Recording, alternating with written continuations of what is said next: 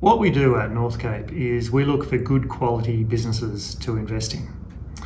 And what that means to us is a business which can grow its profits over a 5-year period. We're looking for a business where in 5 years' time, we can be confident that revenue and profits are going to be higher than what they are today.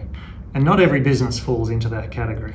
I think in order to have that confidence, typically there has to be something that sets the business apart from its competitors, something which gives us the confidence that we need to believe that in 5 years' time customers will still be wanting to buy the products of that company, and that its revenue and profits as a result will be higher. So the kinds of things which we avoid are companies which might be doing well today, but they might be doing well today either due to cyclical reasons or due to some sort of temporary factors. And what tends to happen in those cases is that there can be some sort of downturn in the economy, and then underlying weaknesses in those businesses can be exposed.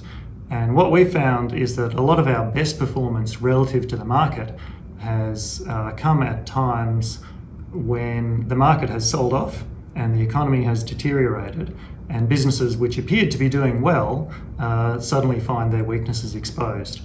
Whereas in those more difficult environments, a higher quality business will tend to emerge from the downturn in a stronger position because it takes that opportunity to gain market share from its competitors while the competitors are in a weakened state. And so we think if you can put together a portfolio of businesses which have a favourable 5-year outlook, and if you can make that a diversified portfolio across a number of different industries, businesses with different risk categories, then that's a portfolio which is likely to do well over time. An example of the kind of business that we like is Transurban. So this company owns most of the toll roads in Australia and a number of toll roads overseas as well. So they face no competition, and there's a path to revenue growth which is essentially locked in from agreed price increases in the contracts that they have. So in normal times, this business should be able to grow its distribution to shareholders by 5 to 10% per annum based on growth in the number of cars, the growth in the price that they charge, and in new developments that they're completing all the time. There was a little bit of a disruption to this profile this year. When the country went into lockdown, the number of cars on the road fell by about 30%. But two things happened. One is that Transurban proved to be very resilient to that situation. The distribution reduced slightly, but there was no need for a capital raising, and the company was never in distress. And then the other thing was that traffic bounced back very strongly. So what we've seen is that in almost every market around the world, as restrictions have eased, the amount of traffic on toll roads has rebounded strongly. So we've got a lot of confidence that this company will continue to pay distributions to shareholders at a growing rate over many years. And those are the characteristics that we like for our portfolio.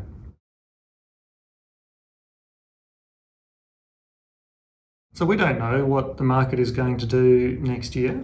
And I think this time last year, I doubt anyone could have told you what happened to the market this year. Things happen that you don't expect. And so we have to accept that. The way we handle that is by trying not to take a big bet on the direction of the market. So today, if the country were to go back into lockdown, and if the economy were to deteriorate, then we have some defensive positions in the portfolio which we think would do well in that environment. On the other hand, if the economy continues to strengthen, the recovery is robust, then we have some other stocks in the portfolio which we think will perform well in that environment. So if we accept the fact that we don't know which way the market is going, I would say, if you ask me what's the most likely outcome, I think the market is likely to go higher next year. And the reason is that the backdrop for stocks is about as positive as it could possibly be at the moment. The economy is in pretty good shape and has stabilised. Consumer confidence is high. The government is spending a lot of money, and The government has abandoned the idea of trying to balance its budget, so there's essentially no restraint on how much money they can spend to ensure that the economy stays strong. And then we have very low interest rates. So it's easy to forget, but it was only a few years ago that you could make 5% by putting your money in a term deposit. Today, if you put your money in a term deposit, you'll make 0.5%. You could have saved up $1 million and you'd be making $5,000 a year in interest, which is not very much to live on. The RBA has said they're going to keep interest rates where they are for the next 3 years, and it's not just them, and they don't necessarily have a choice in the matter. Every developed country in the world has interest rates at or near around zero. So what that means for investors is that there are fewer options. Investors need to make a return, and there aren't that many options to investing. So I think in an environment where interest rates are zero, things like house prices will be well supported, and I think shares will be well supported too.